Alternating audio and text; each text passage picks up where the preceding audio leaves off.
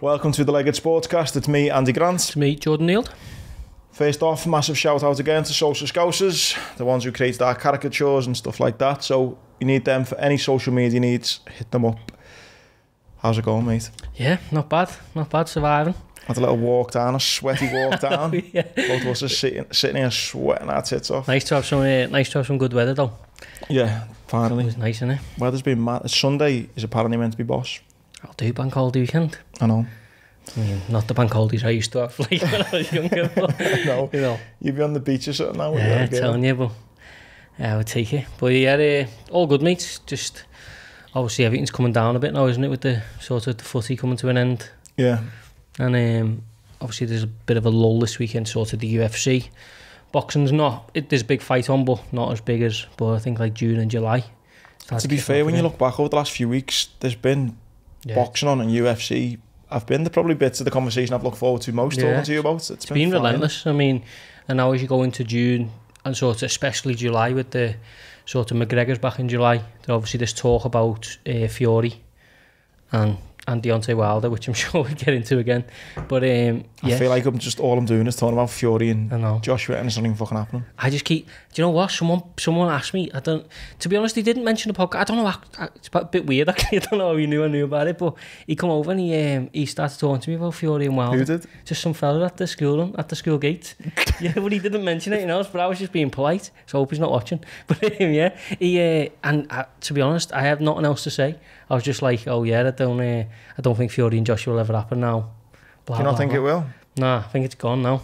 May as well, let's just, before we go into our last week's picks, now that we're on it, because it fucking pisses me off, let's just get it out the way. Yeah. Do you not think it'll happen? Never, no. I think it's gone. How can it not? Because I think they needed certain parts of the whole, the wheel, should we say, like Eddie Hearn and stuff. I think he's lost loads of trust with the people he'd had to work with in terms of Bob Arum, Frank Warren. Because I've seen into this week and he's sort of saying that he now feels that it was a PR move. So it was them sort of just bigging up Fury's profile with Joshua. Not that Fury needs a boost, but you know what I mean? Like building up his name, getting him everywhere. And then at the last minute jump and go and announce another fight.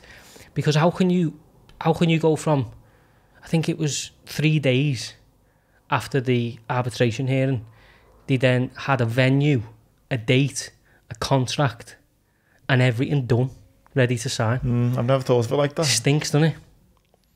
And like everything was good to go. That is insane. I didn't even know. Yeah. So everything's set up, sealed. Yeah, so now they're saying July 24th, Las Vegas, that new football arena. I think it's called the Algiant or something. It's the new Raiders Stadium. Yeah, 24th of July, good to go.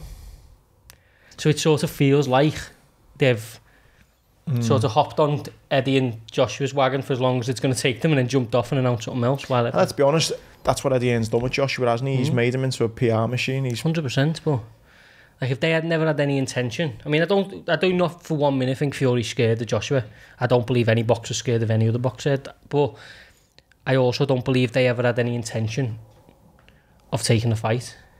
I think they, and not even that, maybe Fury wasn't even in the decision-making process, but I think they knew all along that this was going to happen. Because why did this just... But if it doesn't happen, well, we know it's not now. Do you not think it'd happen in December, though? No, because it's getting to a point now where Joshua's got... I think he's got like 3 mandatories coming up for 3 separate belts. Or 2 at least. So he's already talking about dropping the WBO. So he doesn't have to fight USYK and he can then fight, I think it's Dillian White or another person in America.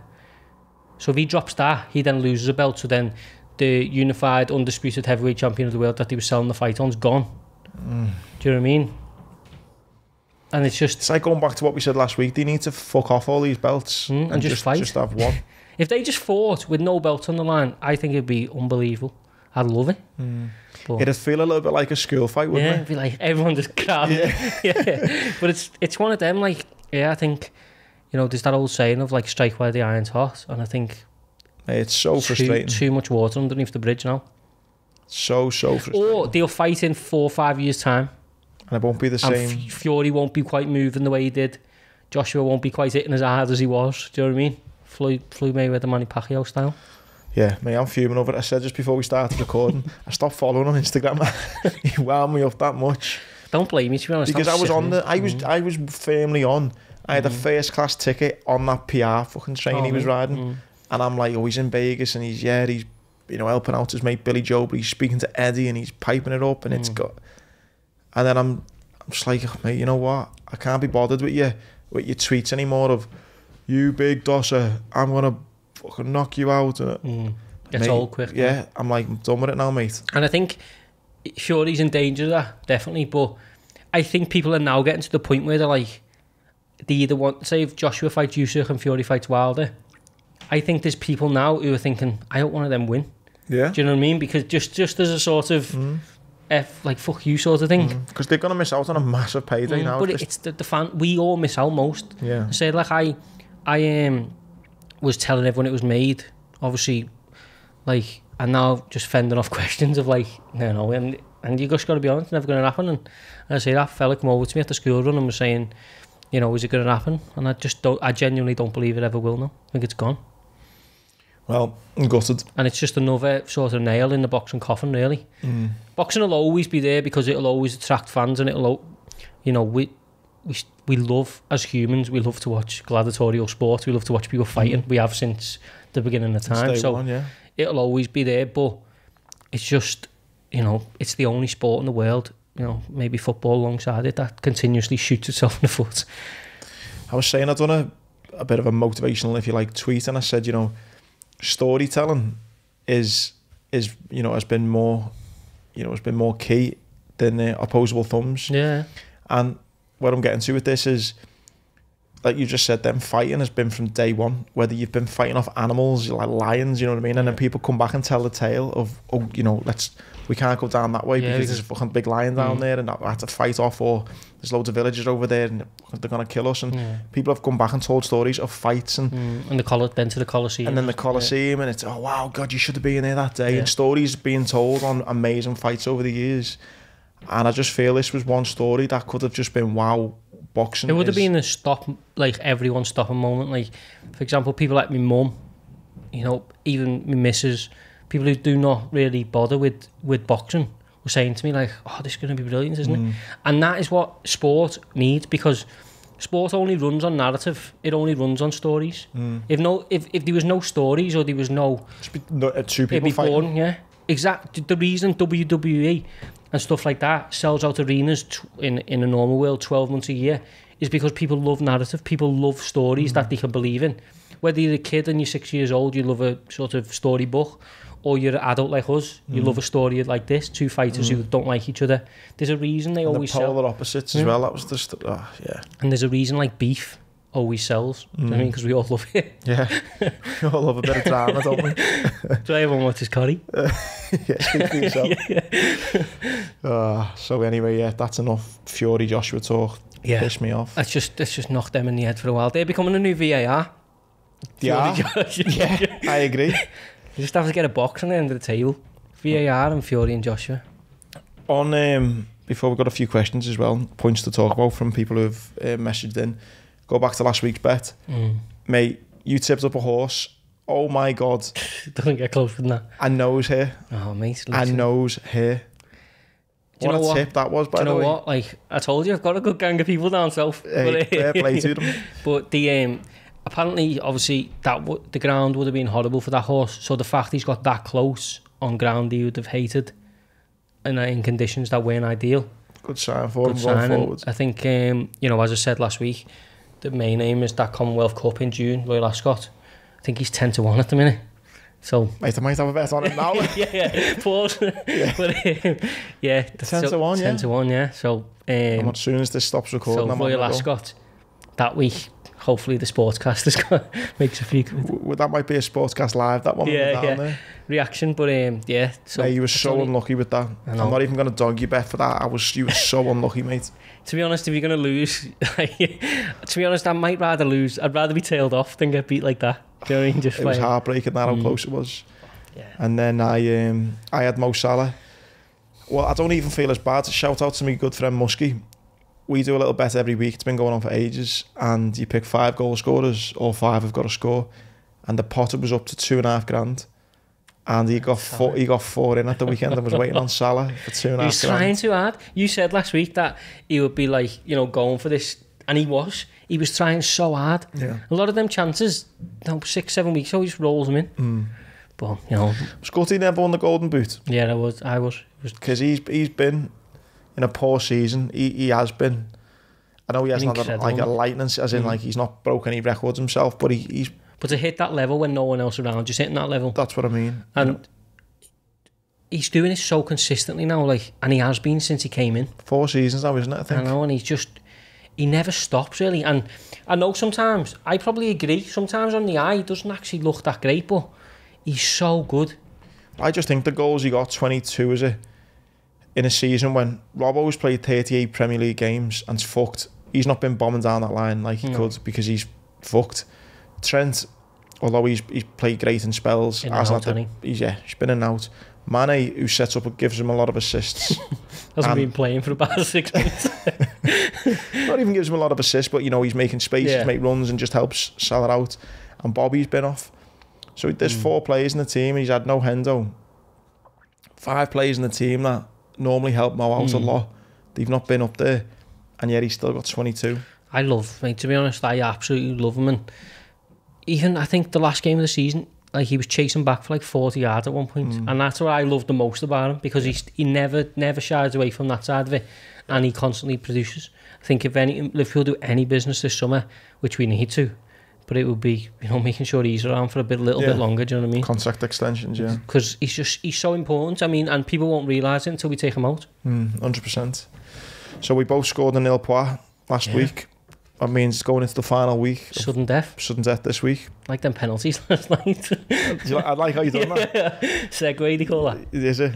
You're the expert. Someone said let's talk about these. So United's lack of trophies. Yeah, that'll do. Yeah. How long we got? Yeah, no. I thought it was a poor game, wasn't it? I was poor. But do you know what? I seen loads of people saying today, they're the 7th best side in La Liga and all that stuff. But I thought that was a bit of a disservice to them, because they come to play the way they do. Obviously, they keep the ball. They're pretty, boring's probably not the right word, but they play their game. But Man United didn't offer anything. If anyone was going to score, it felt like them. But yeah, I wasn't impressed one bit with United. No, I wasn't. And do you know what stuck out for me? Do you know, stock Spanish players who probably won't get that many caps? Or I think there was a guy in midfield called Parejo.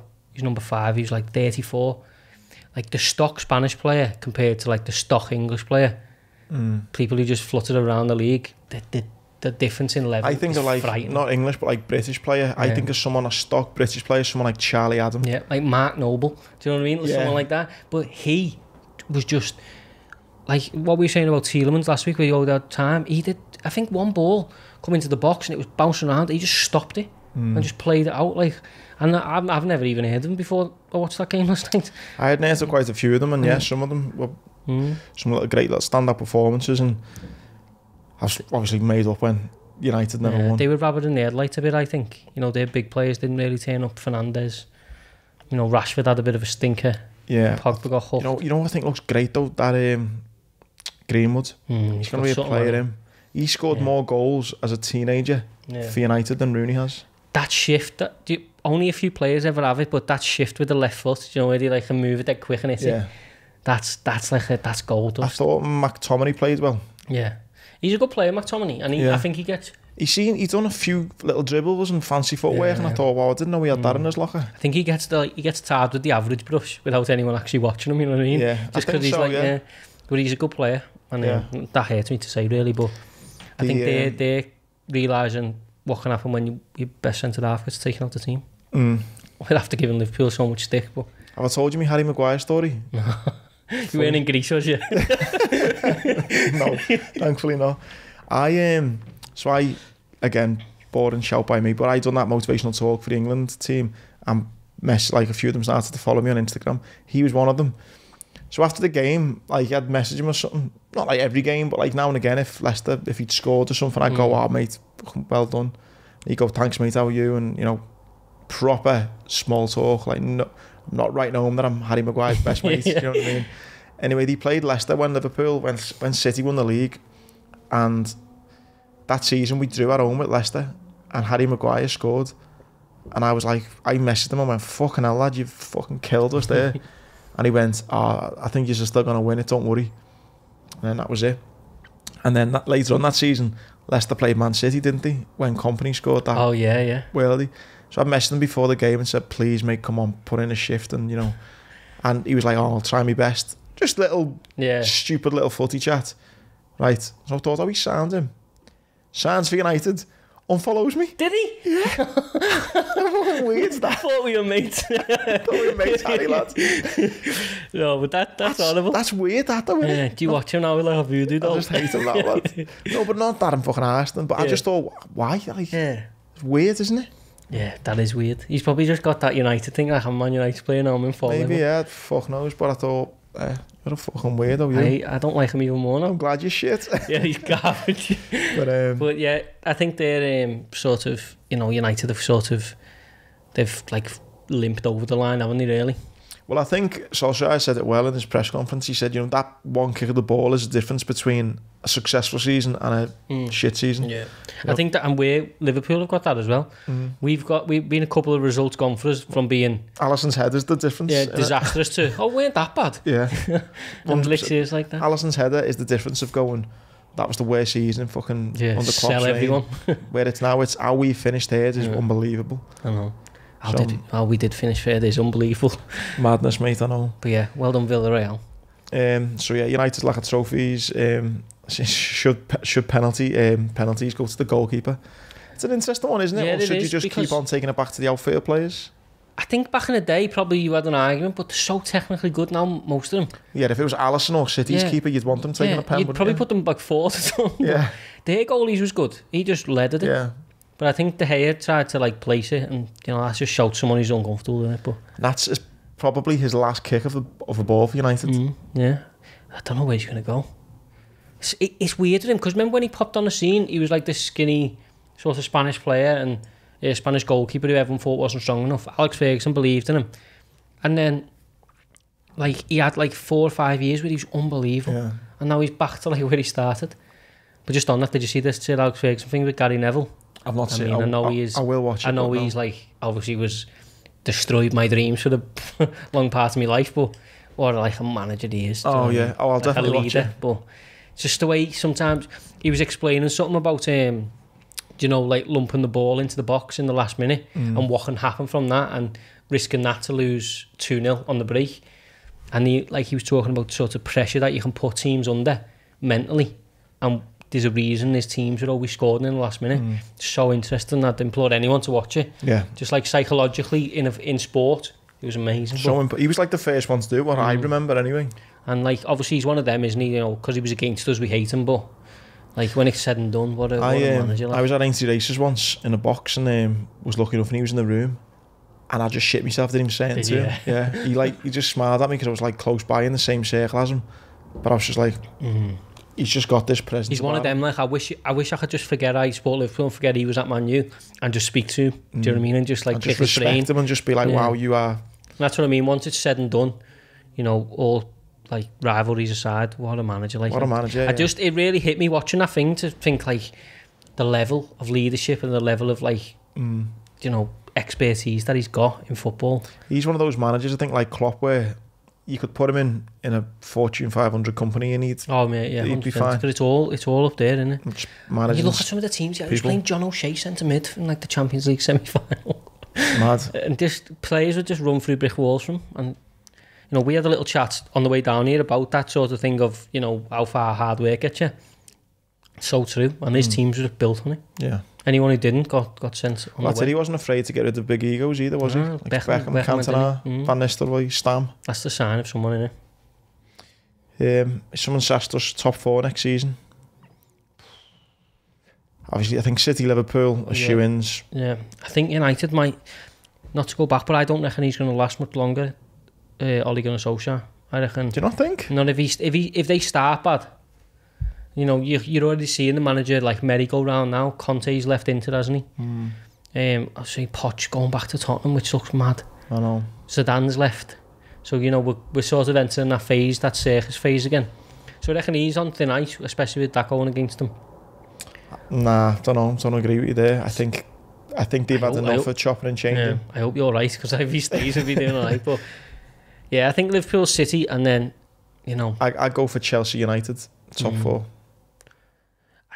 yeah, what it is now, I think, isn't it? Yeah, it's solid, isn't it? But that's the same again. I'm interested to see what Leicester do, like see who they sign, because he's sort of at that point now, isn't he, Brendan Rodgers? He either like goes backwards or he takes them, he kicks on with them. But that'll come down to recruitment, which I know it always does. But yeah, I think Rodgers would be great suited at Tottenham. I do, but I think he knows. I think he knows what he's got.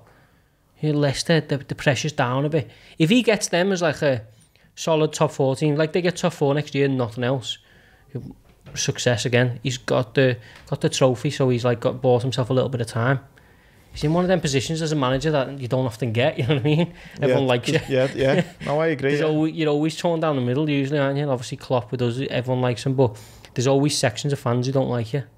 Yeah, he's nailed it for them, really. I think that cup win's done a lot for him. I just think that if there's no, I know they finished above them, but Tottenham would be a massive step up for them. Yeah, in terms of size of club, yeah. 100%. But they're going back to Pochettino, it looks like. That's a bit of a mad one, isn't it? So who's your top 4 then? Yeah, I'd probably go the same as you, but I wouldn't be surprised if United fell out next year. Jed has said, what Liverpool and Everton need to do in the summer to progress next season?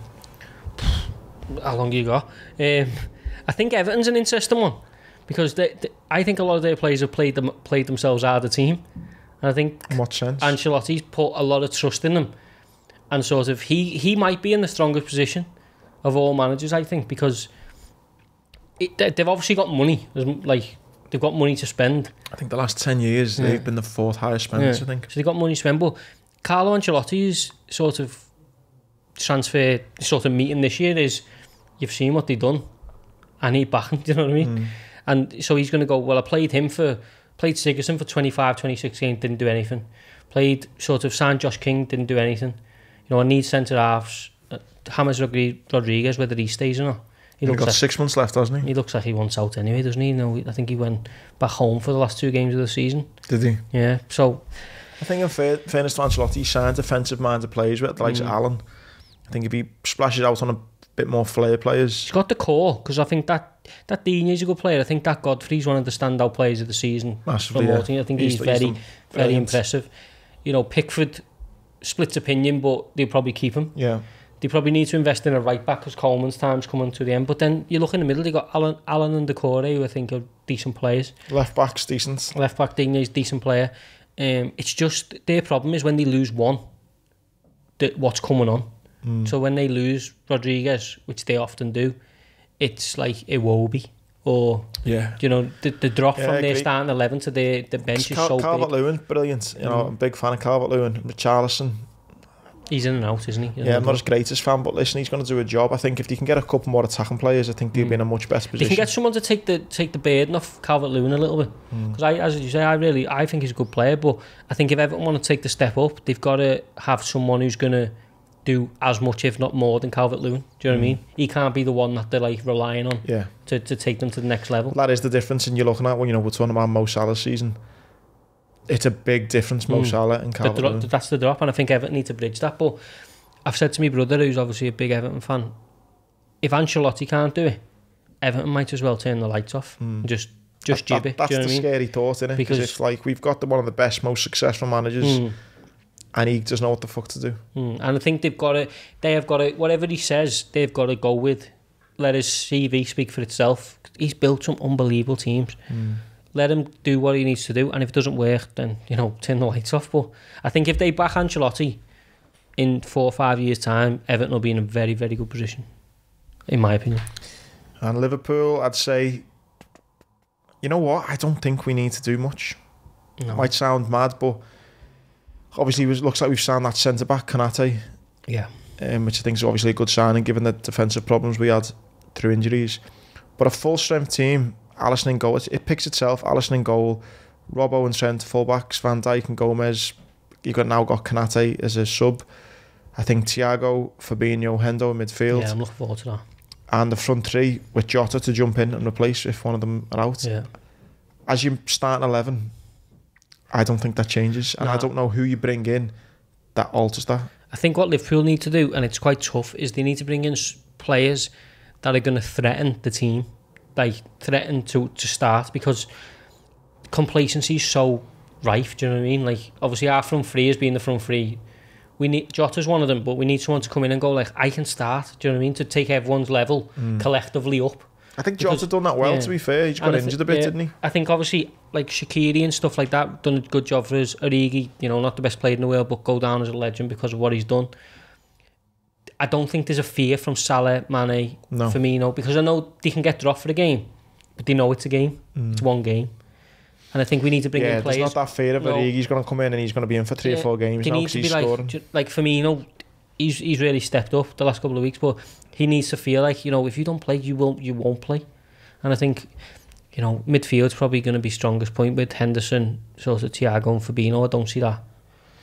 You got Curtis Jones, you got Harvey Elliott to come back in. I'm excited about him, Harvey Elliott. Be interesting if he goes back on loan or not. I'd keep him because I love the fact he went to Championship and played every week. And that's missing in football massively now because, you know, kids play under 23 football and it's just like a kicking, it's like training. So he's got, you know, lumps kicked out of him. 17 or 18 scored goals. He looks like he's filled out a bit. Doesn't, like when he first played, he had like the baggy shirt and all that stuff, didn't he? So I'm excited about him. Curtis Jones, great player. I mean, I think we need to get rid of a few. Keita, top of the list. Just think it hasn't worked. I forgot about him. That's how fucking shit he's been. He's been injured a lot, but I've just never had him from day one. I've just not seen how long do you hold out on him for? And the problem I have is like he always gets injured, but with injuries that you can't determine. He's always got like a hip injury or like an abductor injury or something. And then he's back, and then like he'll sit down in a centre circle, and he'll be like, "Oh man!" It's not like a broken leg, is it? Where you can go. And I think when obviously Thiago at the end of this year, I think he's had a great season. He sort of had the high, the low, and then come back up again. You know, Henderson plays the minute he's fit, obviously, and Fabinho, and it's up to then Curtis Jones et al. to go and break that. Yeah. And I think that's where it could be, you know, if they're going to start dropping one of the front three, it might be for the likes of Curtis Jones or Harvey Elliott or Jota. But yeah, I don't think, back to the question, I don't think Liverpool need to do as much as maybe everyone else Squad, thinks. I think we need a stronger sort of, as I say, bring in some big names where... It's difficult though, because what you do, you go to a player, bench, you've got to be a worldie to threaten our world-class team, but we don't want to pay 80 million for you to sit on the bench. It's a tough one, and I think sometimes that's harder than going to buy superstars, isn't it? Yeah, because if you're going to go and buy, if you got no striker, you need a Harry Kane. You go and spend 100 million on Harry Kane. But if you're going to go, I need someone who's not far off Harry Kane, but is going to be happy to sit on the bench in his prime, and isn't going to cost us 100 million. Time for Klopp to earn his wages. Yeah. Josh Taylor and Haney. I never say his name. Haney Linares. Yeah. Yeah, the 2 talking points. So what was the first one? Josh Taylor. Unbelievable. Absolutely, one of the best fights I've ever watched. Did you hear the story about his belts? Yeah, he didn't come back with them. Yeah, he was bladdered, by the way. Did you see his interviews? No. He come back on a private jet and he landed, and obviously like BBC and all that. He was blitzed. Yeah, like glasses on. He looked like Alan off the angle. He had like a bag on and everything, but he was bladdered. Watch this. It was humble. I'll send you the link. It was hilarious. But what an unbelievable performance, because I scored. I thought the fight would be close, as I said last week, and it was. I think I had Ramirez winning 5 of the first 6 rounds, and then Taylor drops him with one of the best like sort of punches you'll see, clean on the chin, puts him away. And then in the 7th, drops him again with the uppercut. How Ramirez kept getting up from them 2. And then he goes on and wins. I give him I think I give him 9, 11, 12. Went on and won rounds. It was so close. But the scored in 114, 112. That is essentially 6 rounds apiece. So it's 6 rounds for Taylor, 6 rounds for Ramirez. But obviously 2 of Taylor's rounds are 10-8. So he then wins by the 2 extra points. But ridiculously close, ridiculously good. You know, shame again on all the broadcasters who shunned it. You know, unbelievable fight, and I only hope that he can now get a big contract, or you know, the next time he fights, you know, everyone gets behind it, because he's a superstar. 18-0, to be 18-0 and be unified, undisputed division like super lightweight champion is unbelievable. It's incredible, isn't it? 18 fights. He's not even at his peak yet. How old is he? 30. 30. So the next 1, 2, 3 years. You know, and he's talking this week about fighting sort of Terence Crawford, Teofimo Lopez, stuff like that. They're generational fights, mate. You know, we talk about ones not getting made earlier in the show, but you know, if they can get made, it'll be good. He wants to fight at Edinburgh Castle. Have you seen that? It's like so Edinburgh Castle has got like I've been there. Yeah, I know what you mean. The courtyard. So he wants to fight in there. That'd be quality. Summer, and as like a homecoming, and I think that would be a that would be a moment, wouldn't it? But yeah, he's a superstar, an absolute superstar, and so is Ramirez. To be honest, proper, you know, a trade fighter. People probably will never give him his props because he doesn't talk rubbish. Just goes in and has it, and you know, he'll win another world title. I've no doubt about that. And Haney Linares this weekend. Sort of going to talk about that because sort of my bet in the boxing this week. But yeah, it's a brilliant fight. Tough for me because Linares is one of my favourite fighters ever. Loved him. Just a proper legend of the game. I think he's 52 fights now, 35. So obviously coming to the wrong end of his career. And this just to me is one of them fights. You know, when you talk about timing. Yeah. Cheers, mate. When you talk about timing, sort of Haney on the way up, Linares maybe on the way down. And, you know, Haney's one of these fighters. Everyone always gets billed as the next Mayweather, don't they? Like Adrian Broner got it for years. Gervonta Davis has had it. He's had it. And I think he's the one that's, for me, in that lightweight division, although Lopez holds all the belts, I think Haney's the one, like.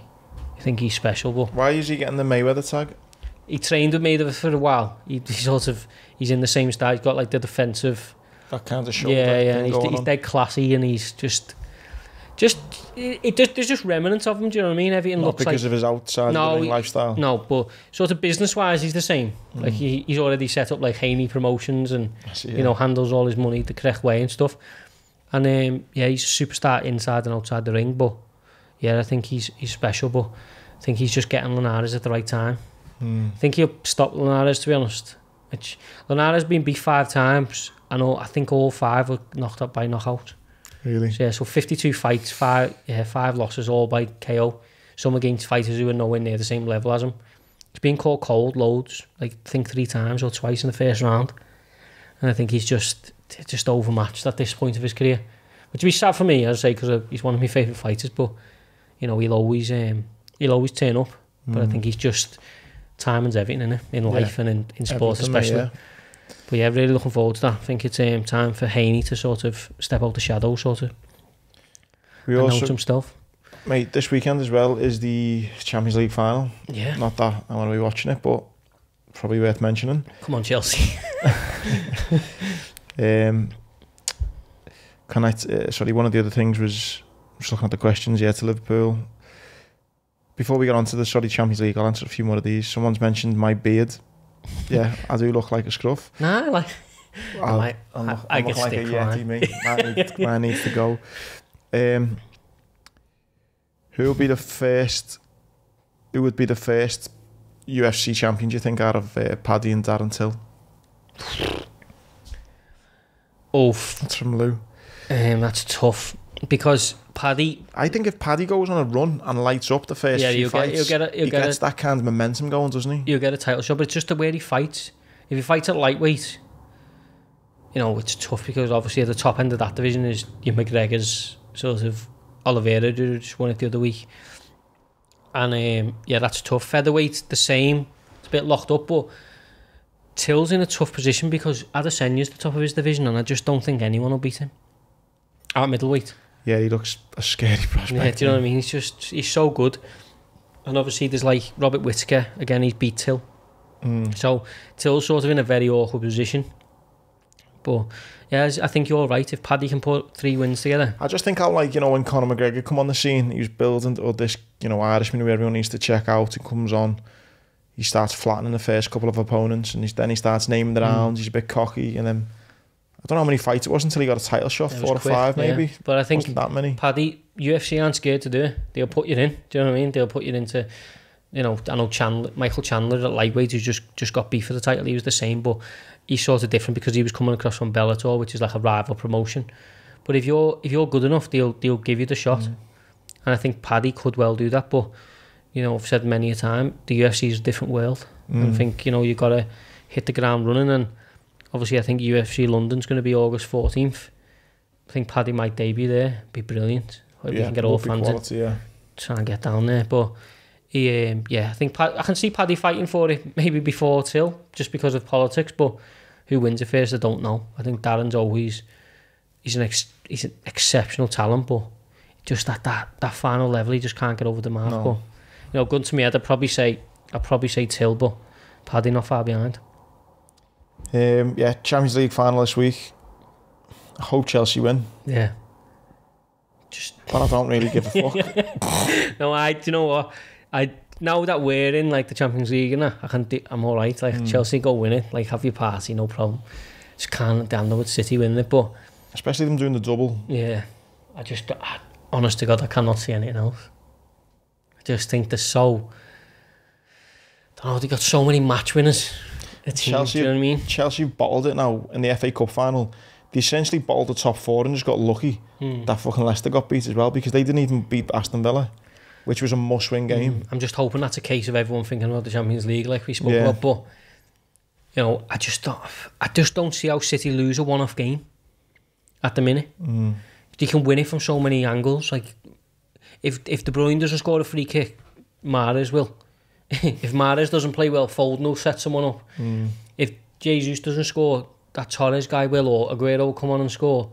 It's written in the stars for Aguero as well, really, isn't it? Really is. But our City next week, and if Chelsea won 4-0, I'll be made up. Yeah. But I just can't see anything else, and I genuinely think Phil Foden's going to steal the show. You know what? That'd be the only thing, because my old running coach trains with him. I'd be not made up, but I'd be like, he's just from a British talent point of view. Yeah, I'd be made up if he'd done something. Yeah, I think he, as we've spoke about a few times now, he got that like football arrogance. I think he'll love the big stage. He'll love the fact that it's against Chelsea. He'll love the fact that he's put in there as like he's essentially nearly the main man outside of Kevin De Bruyne, and it's getting close. And I think he'll love it. And yeah, I love watching him play. I do. He's brilliant. Just wish it was a different shade. Same. But yeah, I think City will win. Chelsea will, give a good account. But yeah, I think our days of being able to wind them up about being European champions is numbered. I know. This weekend as well as Champions League, got the playoffs. Yeah. For the Premier League. What they say is the biggest, to steal one of those cliches, the biggest, richest game in football. Yeah, what is the money involved? It's mad, isn't it? I don't know whether it's so much the money. I think it's obviously once you're in there. Yeah. Then you get the parachute payments if you leave. I think Brentford have got like a new stadium and stuff now, haven't they? So I think they need... Well, I fancy Brentford. Yeah, I do. They're in my bet. Yeah? Nice. I think I'd like to... Do you know what I'd like to see? Not against Swansea, but I'd like to see Brentford come up, because it gets boring, doesn't it? Like the same team's going down and coming back up. The same this year, like Norwich. I think Norwich are coming back up, aren't they? Like they'll essentially. And Bournemouth. Yeah, they'll go. Bournemouth lost, didn't they? Who come second? That come up? That was Bournemouth, wasn't it? No, it wasn't. But anyway, if Bournemouth lost, I'm sure. Watford came up. Watford, yeah, it is. And they will essentially go down, both of them again. But I like when teams come up. Bournemouth did it a couple of years ago. And like, they're fresh, do you know what I mean? It's a new stadium. They sort of, a lot of the time, overachieve. Well, they will be the 50th Premier League team. Oh, really? Yeah. And they're in form at the minute. Yeah, they're the form team in the kind of playoffs. I think they've got that Ivan Toney, haven't they? I think, he's a striker. He's just like a different kettle of fish to what's been in the Championship this year. Is he? Yeah. And I think he's, that's what you need to get out. But yeah, I'd love to see Brentford do it. What's the odds? Well, on that, when I was looking at it before, my bet for the weekend is Brentford to win to 0, 17-10. Yeah, going for them to shut out. I think they're in form at the moment. I think it'll be a tight, cagey game. Yeah. And like you say, there's playing in the thought of playing in the Premier League. It's their Champions League final essentially, isn't it? I think it'll be a close game, and I fancy Brentford, so why not jump on the Brentford to win to 0? Yeah, I think. Yeah, I'm probably on board with you there. I'd love to see, as I say, a bit of fresh blood in the Premier League, and they got close last year. I think they lost to Fulham, didn't they? I think they lost in the playoff final to Fulham. Yeah, and they've got some crazy stuff. Then they've gone again. I mean, you know, I hope lightning doesn't strike twice at them, but yeah, I hope they do come up. Well, if you're looking at the stats for the game, it says after suffering a 9th failed playoff appearance in the EFL only last year, Brentford are just 1 win away from becoming the 50th club to play in the Premier League. So yeah, I think they lost to Fulham. It was like a free kick as well. 9th failed playoff appearance. Almost feel like the curse, don't you? Back Swansea. Wounded there, wouldn't you? Yeah. Nah, I think the deformed sides haven't only lost 1 of the last 14 games. Won 7, drew 6, lost 1. Yeah, they signed that Ivan Toney this year. He's played 45, scored 31. Yeah, he's on fire. That's a record-breaking 31. That, by the way. So, I think he's just the difference in them games is sometimes comes down to a little bit of class. It's just a little 1-0, just a little 1-0 win. Ivan Toney first goal. There you go. Yeah, my bet. So that's your bet. Was 17 to 10. 17 to 10. We're a shootout here as well, aren't we? Yeah. No. We'll give it to people this weekend for the forfeit. Yeah, whatever. It's 1-1 going into this weekend. I'm backing Brentford to win to 0. We need a forfeit. And be kind. I'm gonna go for another fight that's on this weekend that's under the radar. I don't like it when you pick boxing. And ban me. Because you know too much about it. It's a handicap in it, like golf. But yeah, Nonito Donaire versus Ubali, bantamweight. It's gone under the radar since Saturday in California. These two are like 34 and 38 or something like that. You probably know more than the bookies on this one, lad. No one I'm picking it. Donaire's Paddy Power's listening to the podcast going, ooh, give me a price on him. Yeah, Donaire's a 4-weight world champion. He fought I don't know, you remember a couple of years ago, fought Frampton. Fought in the World Boxing Super Series. Had an absolute barnstormer with the new way back in 2019. Ubali's a world champion, brilliant in his own right. A Moroccan Frenchman, really good fighter. But these two last fought on the same card in November 2019. Donaire fought Neo Inoue, who's a monster, knockout artist, and Ubali fought Inoue's younger brother on the same card. And now obviously these two are now fighting each other. As I say, they're getting on now, pair of them, but they're both bangers. Both can shut your lights off. Both seemingly still in great form. So I'm going to go 7-4 for the fight, not to go the distance. So I'm just hoping one of them chins the other. Bingo's the other one. But yeah, I think the inactivity plays a part for one. Obviously the age stuff. You know, they're both at the top of the sport still, but you know, I think one of them might just slow down towards the end, and they both got the power to take each other out. So yeah, fight not to go the distance, 7-4. Ubali Donaire. It's me. You showed up a bit there, haven't you, with that? So yeah, it's a shootout. So as you say, get the forfeits in. Get the forfeit ideas on. Not to be at I don't want to be wearing an Everton top. So still got that, by the way. took that Everton top home. Have you not sent it back yet? No. I was looking for a t-shirt something the other day. I was like, Everton. Yeah. You might need it next week. Who knows? But yeah, if you've got any ideas for forfeits, let us know. Anything else you want to touch on this weekend? No, just as I say, yeah, the June, July, absolute. You know, going to be unbelievable for sport. Obviously got the Euros, haven't we? But you know, boxing kicks off, UFC kicks off. You know, and before we know it, the Premier League will be back. Thank God. Right, massive thanks again for watching. Please like, subscribe, comment, tell your mates about it. Keep supporting us, and I'll see you next week.